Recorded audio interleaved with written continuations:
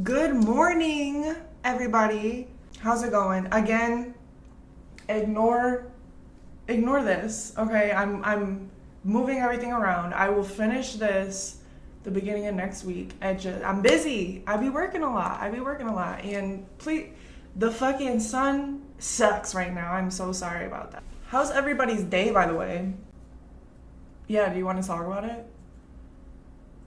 Okay, yeah, no, another time. That's fine. Can you open this for me? It's my nails. No? Okay. Fuck. It's the only thing I could find. I did it though. With a pen. Just a girl and a pen and a dream to drink some V8. No sponsorship yet, but whenever you guys want to sponsor me, no worries. That shit bust though. What's up, y'all? It's your girl CJ. Welcome back to another reaction video. Storytime Sunday. Don't worry, I'll try to get more consistent again, but listen, I'm doing it. Good morning, it's Sunday. Good morning. Anyways, today we are reacting to the Mardi Gras murders.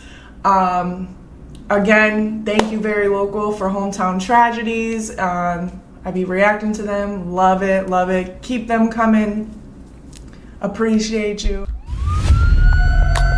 Went to bed, woke up to sirens and caution tape around the block. It is extremely important that we make an arrest as fast as possible. Each direction that this I gotta turn this up, sorry y'all. pulled us has led to roadblocks or dead ends. Something went wrong in that car. People were really shocked. It's very heartbreaking and it's scary. Are these cases connected? It's too close to home. It's like it happened to them, it could happen to me.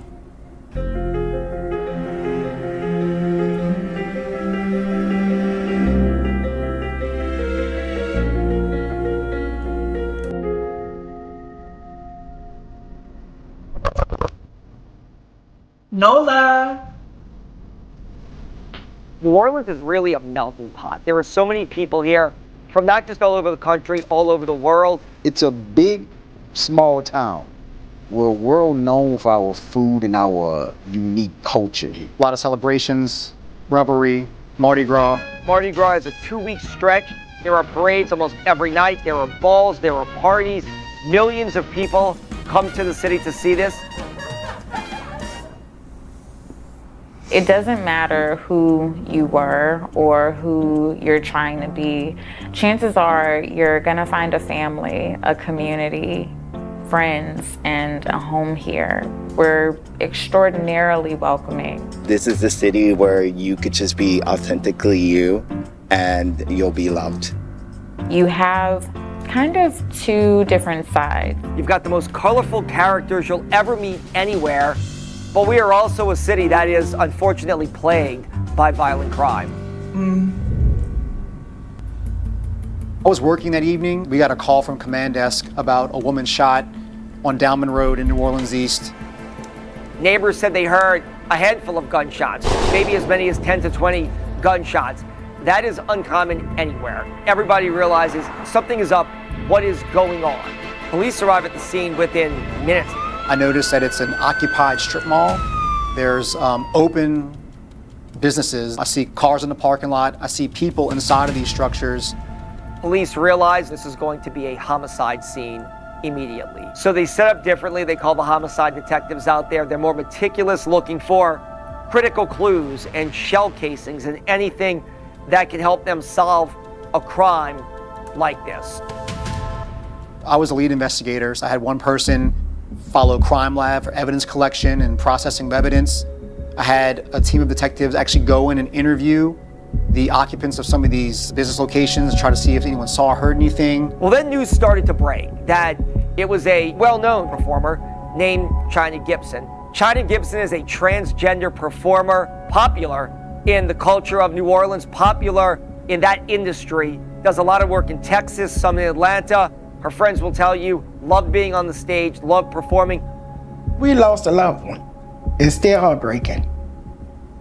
She was just so cool. We were like, you know, good girls just by her like inviting me in and just feeding me so much knowledge and about being a trans woman and about transitioning. And because we all know as young trans women, we want to know what the finish line looks like, and we barely made it across the starting line. It really broke my heart. She was a very, very well-known figure in the community. And there was also just an outpouring of love. People were immediately looking for information and answers. Why was this person shot? Why was this person killed? So the death of China Gibson starts blowing up on social media. For somebody to sit there and like hate you that much, to just kill you, like who would do that? Social media has played an effective role in a lot of investigations. It helps us kind of learn about events surrounding the victim's life. By the next day, everybody was trying to get in touch with her loved ones, her relatives, and press police for answers on what happened. Was the person the target? We started getting a lot of phone calls from people identifying her as like a pretty prominent person, known throughout the community. So then we knew that this is something else than just a robbery, a random target. It just seemed there was something more going on there that we had to delve into at that point. We don't need to let up on this issue with her death. I feel like we need to push it until they find out who did it. We identified people who actually kind of saw the tail end of what happened. Once they heard the gunfire, they looked up and kind of saw the perpetrator as the gunfire ended and where he went. Based off of witness statements, based off of what we observed on the scene, it appeared that we had one perpetrator. We observed that China was shot multiple times at a pretty close range, indicative of a person walking up on her and just shooting her multiple times. Through interviews, we learned that the perpetrator ran across Dalman Road, which is a pretty busy street, into an adjacent neighborhood, and then no one saw where this person went from there. No one identified this person by name, just a very vague description. It didn't appear that anybody knew this person from inside the salon. The motive wasn't there yet, but it did appear that perpetrator knew victim. So the victim in this case, I just want to say something because obviously I know where this is going as far as potentially why she was murdered, and they keep bringing up the fact that she was a trans woman. So obviously it was somebody who clearly the perpetrator was. I don't want to jump to the conclusions, but I'm pretty sure it's going in the way that I'm thinking. Very much a homophobic person, and just did it to do it, whatever. I mean, it's not whatever, God bless her, but people are so crazy. But what I wanted to say is she is, they keep talking about social media and how she is a well-known entertainer. I am also an entertainer, if nobody knows that. It doesn't matter, just know that I do work in the industry. That's why I'm so cautious of what I post when I'm working, because there's people who just are crazy. Like, this world is so scary. Granted, I work in an establishment that has multiple security, but you never know. Like, it takes 2 seconds for somebody to just walk in a building and just shoot up the club. And I'm not talking about coming in a bitch either. Like, no, like literally shoot up a club. I'm so cautious. I only post where I'm at after I already been there. Like, if I go on vacation, I'm not talking about where I'm at in the moment. I'll start posting like a week later. And I'm not saying I'm like a big celebrity or like anything of that, but there definitely is people that watch you like for years on social media, and they develop this like parasocial relationship. I don't know if that's this situation of this case, or they did it out of hate. I don't know, but what I'm getting is they clocked where she was through social media, and we'll see though, we'll see. I don't know. I heard about this back in 2017, but I am not educated enough to jump the gun on what I like assume. All right. 48 hours later, tragedy strikes again. A transgender performer was found stabbed to death and left on Columbus Street. China Gibson was shot and killed. China Gibson is a transgender performer, popular in the culture of New Orleans. 48 hours later, tragedy strikes again. By the same person? Behind a popular seafood restaurant, a crime scene. Went to bed, woke up to sirens and caution tape around the block. On that morning, I was up for the next homicide. I mean, we're talking about the carnival was in full swing. Mardi Gras was like the very next day. I was alerted via phone call from one of our on-duty sergeants. It says we had an incident. The person was said to have lost their life after being transported to the hospital. A Sierra McElvin, a transgender performer, was found stabbed to death and left on Columbus Street. We take every murder very seriously, and it is extremely important that we make an arrest as fast as possible. Sierra McElvin did a lot of work in Atlanta, some work in Texas, but very well known in LGBTQ community. Sierra McElvin had just met with a friend a couple of hours before. She spent the day babysitting a friend's child. The lady got her kids and everything, and Sierra said, hey, drop me back off. Her and Sierra and the kids get in the car, they drive back. Sierra gets out, hey, I'll see you later. The lady pulls off, and that was the last time she saw her friend alive. Sierra McElvin was somebody who, if you meet, you couldn't help but like, because she had such an outgoing personality, and her performances during transgender events always seemed to stick out to a lot of people. They thought that she was special and very memorable. It's very heartbreaking and it's scary because it's too close to home. I mean, it can happen to any of us, but I'm like, we hang in the same circle, we hang in the same areas, just like it happened to them, it can happen to me. I was at the scene the day that Sierra McElvin was stabbed and killed. A lot of witnesses said that they saw a man pulling Sierra out of the vehicle. A lot of the people who made statements couldn't identify the person, they couldn't identify the vehicle. It was only a dark colored vehicle. We managed to locate an establishment with cameras that was right there, viewed the cameras, and you could see Sierra and an unknown person were standing on the corner. And you see a vehicle travel northbound. Couldn't really see inside of who it was because of the position of the camera. Sierra walks over to the vehicle and engages in a conversation with that person. Sierra enters the vehicle, and the unknown person that Sierra was originally talking to just went about their way and walked off as the car pulled off. Several minutes later, that car comes back, makes the turn on the street to where she was found, stops, and then the driver gets out. It appears to be a male.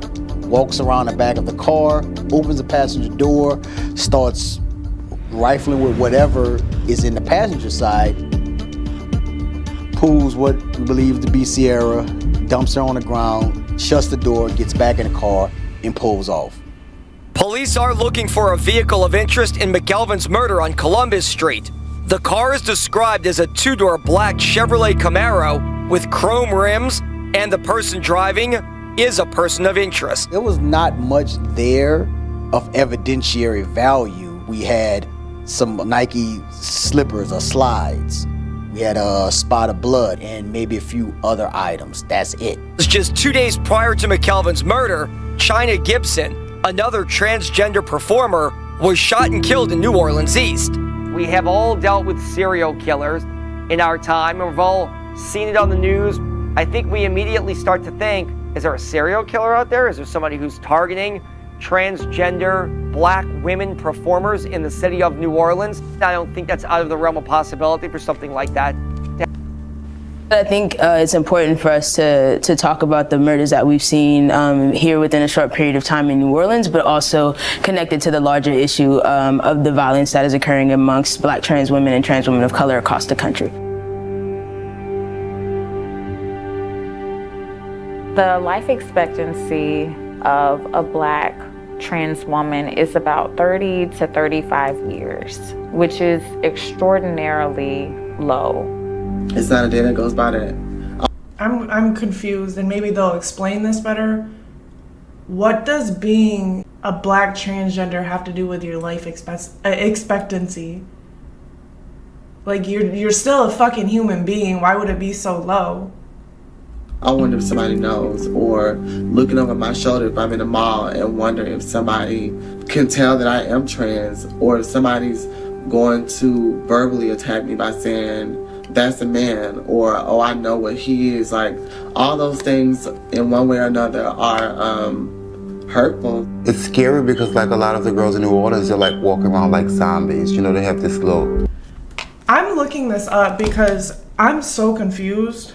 and I'm not even trying to be ignorant. Like, I want to educate myself on that part because I'm not educated enough to like jump the gun on that. However, I looked it up. It says the lower life expectancy of Black transgender women is a complex issue rooted in the intersection of transphobia, racial discrimination, leading to higher rates of violence, discrimination, and limited access to health care.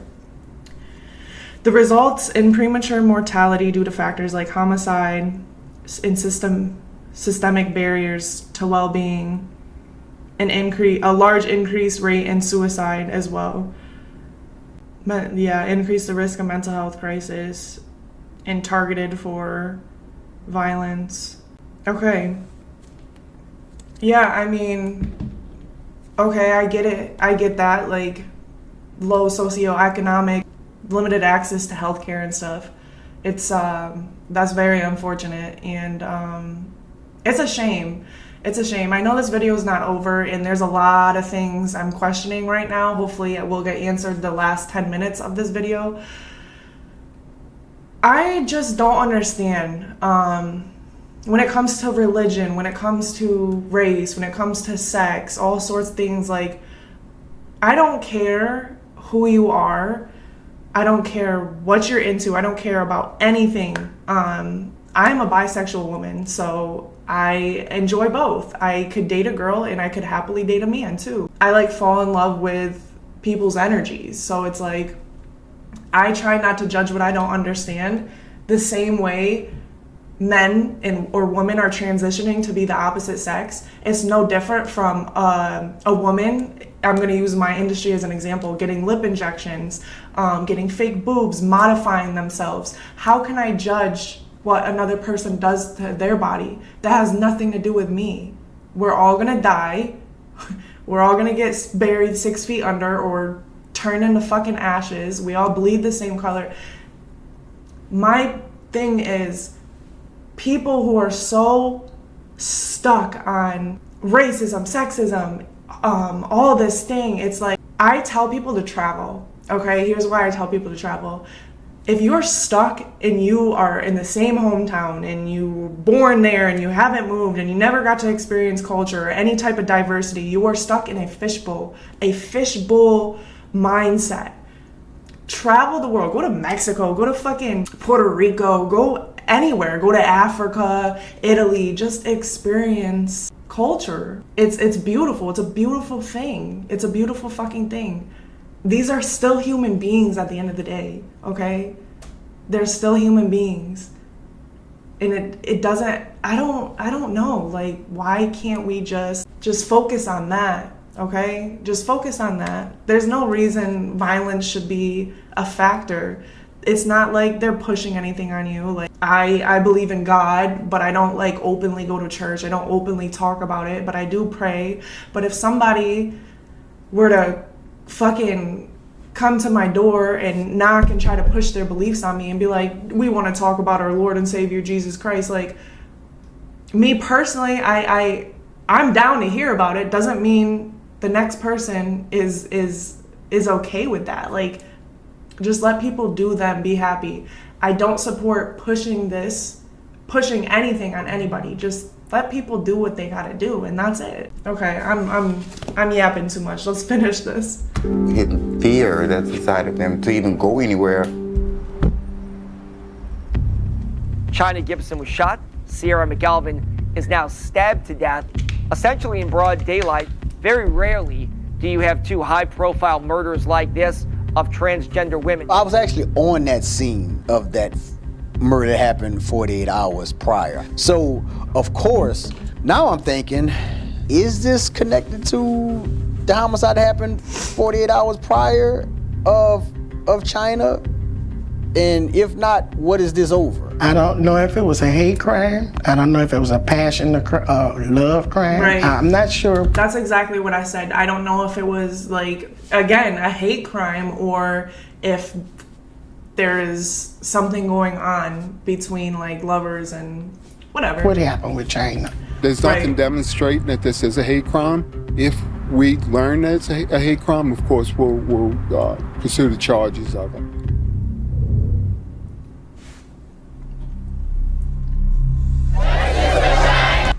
shit is fucking dead. So is this. Bruh.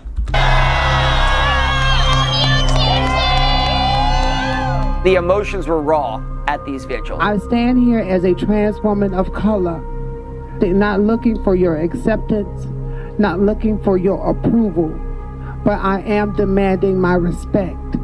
Respect as a human being, respect as a God-given person, and respect as my mother's daughter.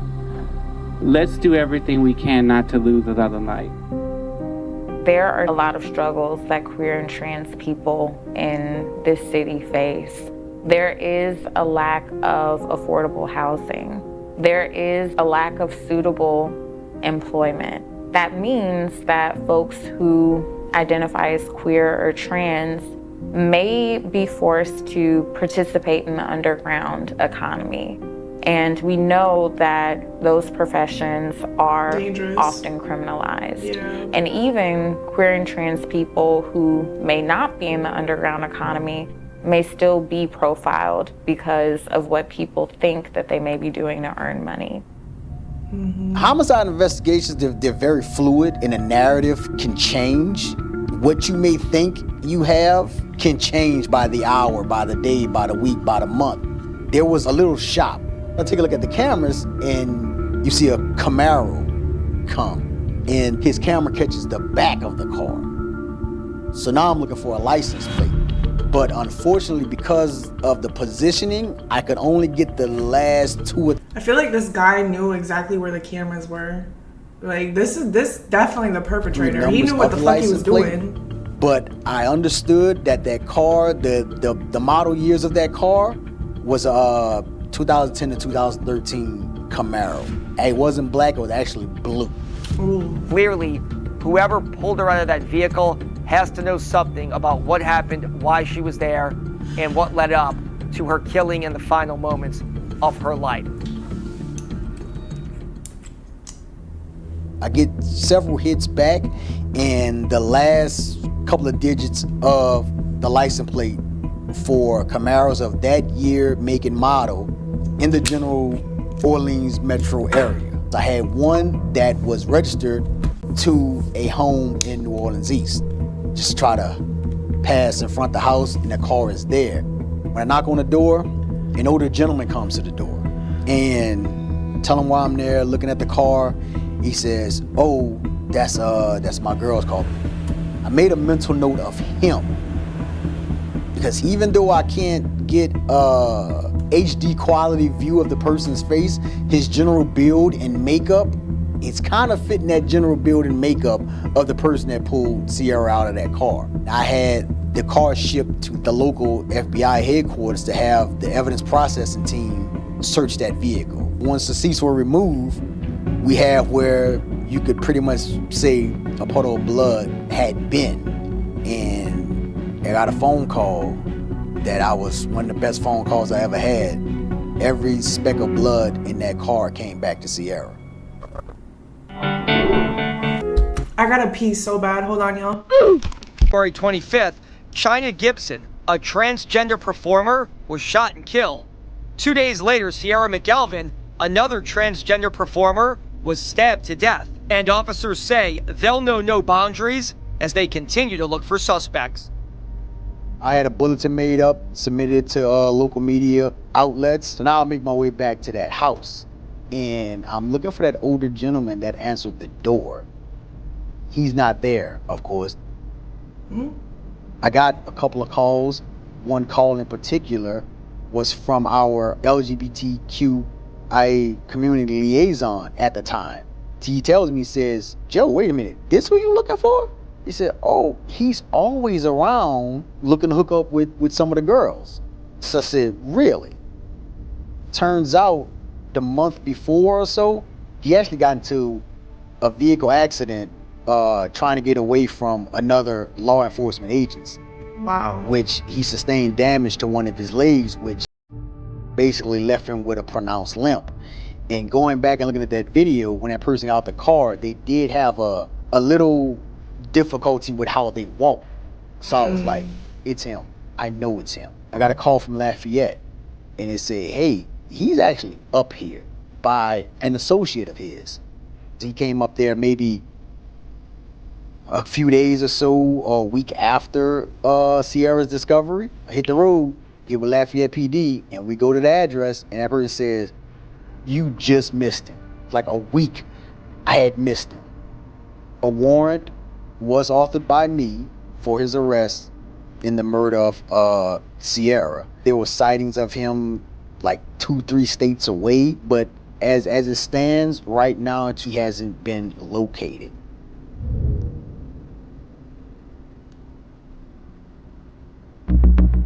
Police put out pictures of two men in the China Gibson case. They were both brought in. These things take time. Our investigators are looking for evidence. So we learned that there was at least 2 males identified by name who China had intimate relations with, who lived in the city. One of the named subjects' family claimed that China said, if something happens to me in the city, you need to look at this person.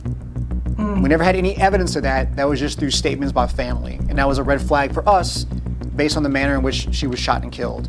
So we started doing a deep dive into that person. That person lived in close proximity to the murder scene. We actually got a search warrant for China's Instagram account, China's cell phone, and we found text messages and messenger app messages between China and this person of a sexual nature, and also messages where this person not threatened, but made it known that he didn't want to be identified openly as having a relationship with China because he identified as a straight male. And that was a big red flag for us. It was possible motive as to why she was killed. And we started looking at this person pretty hard as a potential suspect. We identified other people also mentioned in the same vein as the first subject in a secret relationship. So it's pulled us in different directions, and each direction that this case has pulled us has led to roadblocks or dead ends. I think it was inevitably a big letdown when they said, nope, we've used these people for as much information as they can give us, but they're not being charged. I do believe that people know more information about this case, and with that information passed on to us, I hope that one day we can solve this case. Without that information, we don't have enough to build a case. We don't have enough to establish probable cause and to make a strong enough case to take it to trial and hopefully bring this person forward and have him answer for his actions. So it's still not solved? I would say that happens really often. People being afraid to speak up and leads going cold.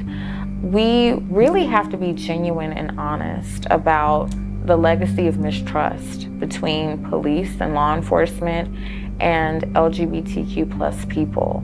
I do believe that she was targeted because the person involved possibly was afraid of being exposed as having a relationship with China. Police have said they do not believe the cases are related. They have said they do not believe this is a hate crime, either case. And so I think a lot of people find that a tough pill to swallow. But how can they, okay, if they can't find out if it was or wasn't a hate crime, like there's no solid proof for either of it. So how can they jump the gun and say this wasn't a hate crime? Like, how do you know that? You don't know that. You don't even know who the fuck killed them. Oh my God. I have been Black and queer my entire life. This work literally represents life and death, not just for me, but for my chosen family, for the people that I love and care about. I had 2 Black male friends who both of them identified as gay, and both of them died within a year of each other. One died by suicide, and the This answers the question, my first question. other was murdered. And to this day, we don't know who did it. I think a big part of why they both ended up dying was because of homophobia, because of people's outdated attitudes about gender and sexuality.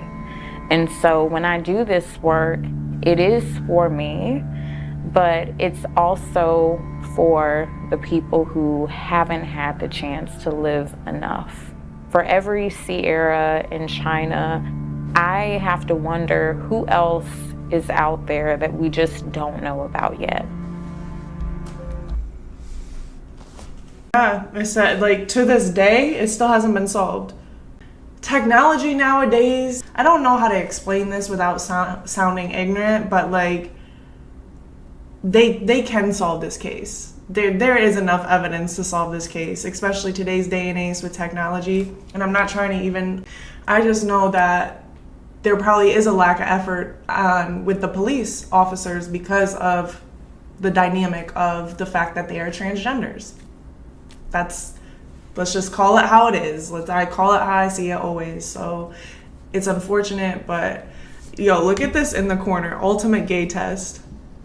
Bruh. Y'all want to do this?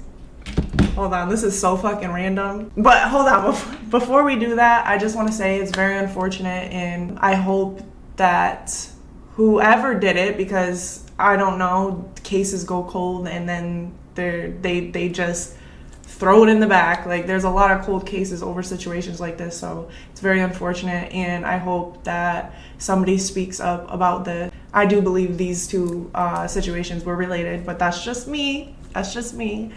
Okay, let's take the gay test.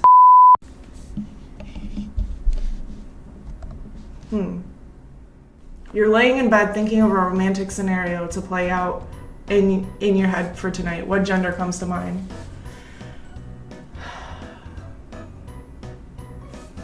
Women or men? Absolutely. You overhear someone describe you as bisexual, liking both men and women. What's your reaction? Proud, that's me. Absolutely. You're watching a movie with a great, attractive cast. Who do you want? Okay. What movie did I just watch? Sinners with Haley Steinfeld, I think is her name, and Michael B. Jordan.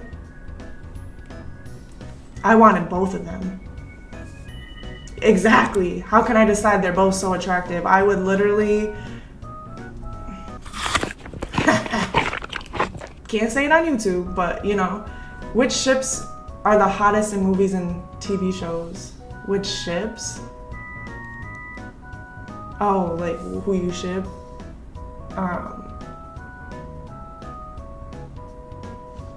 Yeah, it depends on who I'm looking at. You're watching the Pride Parade and see a lesbian couple. Could you see yourself in that relationship? Sure, but I could also see myself with a dude. You're at the beach and an attractive guy comes up to you. Your friends nudge you to talk to him because he's so hot. What do you want to do? I'll flirt a little bit. How many questions are there? Okay, all right, hold on. Let's just finish this. Now create the person of your dreams in your head. What sounds closest to them? I can't tell y'all who I'm thinking about. He knows exactly who it is. He's probably watching this shit right now. What up, baby? It is a dude. Unfortunately, it is a dude. Yes.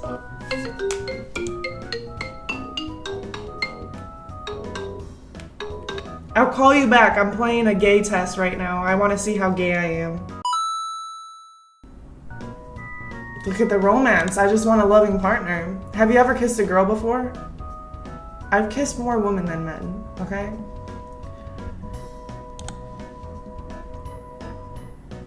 I've definitely made out with a friend. I make out with my best friend all the time. Just all I need is a sip of fucking champagne and I relax. Anyways, have you ever gone further with a girl? Yes. Are you gay? For 53% you are. You're probably bisexual. And the verdict is you're probably bisexual. Your romantic and physical attractions are not limited to one gender. You appreciate both the masculine and the feminine. It really is the best of both worlds, darling. Yep. Yeah. All right, y'all. There you have it. That was another Storytime Sunday. Thank you guys for everything. Don't forget to like, comment, subscribe. Keep being great. Keep being great. It doesn't matter what you are. It doesn't matter what you date, who you are, what race you are. It doesn't matter about any of that, because if nobody cares about you, I do. Come here, give me a hug. Damn, that was a good hug. Let's do it again. Anyways, all right, bye. Love you guys. Mwah.